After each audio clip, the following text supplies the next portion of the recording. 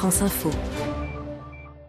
Les décrets d'application de la loi Hamon ont été publiés et changer d'assurance auto, moto et habitation, c'est dorénavant plus facile depuis le 1er janvier. Auparavant, il fallait attendre l'échéance de la date anniversaire de ces contrats et les résilier dans un laps de temps précis si l'on voulait changer d'assureur. Et si on s'y prenait trop tard, on repartait pour une année.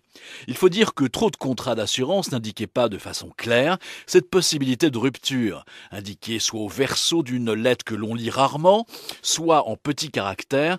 Tout cela favorisait grandement les assureurs aux dépens des consommateurs. La loi Hamon change la donne et met fin aux corvées administratives. Concrètement, le mode d'emploi avec Roxane Delamarre, expert assurance du comparateur en ligne à comassure.com. La loi Hamon va vous permettre de résilier vos assurances auto et habitation dès lors que vous aurez un an d'ancienneté. Mais ce n'est pas tout à fait aussi simple qu'il y paraît, parce que ce ne sera pas possible pour tout le monde dès demain.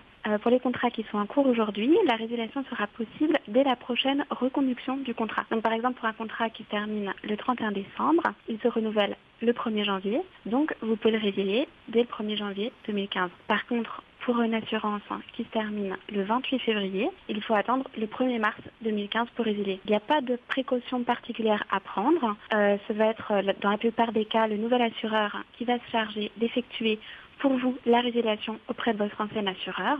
Donc tout ce que vous avez à faire, c'est choisir l'assurance qui vous convient et puis suivre les conseils de votre nouvel assureur. Il est donc aujourd'hui possible de changer d'assureur pour l'habitation, l'automobile et la moto après une année d'assurance, sans formalité particulière.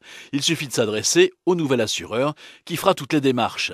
Même les lettres recommandées deviennent inutiles. Il n'y a pas de rétroactivité pour les contrats en cours et c'est à retenir. C'est l'occasion de faire des économies sur les tarifs, à condition bien sûr de comparer aussi les garanties. Les prix seuls ne sont pas un bon argument.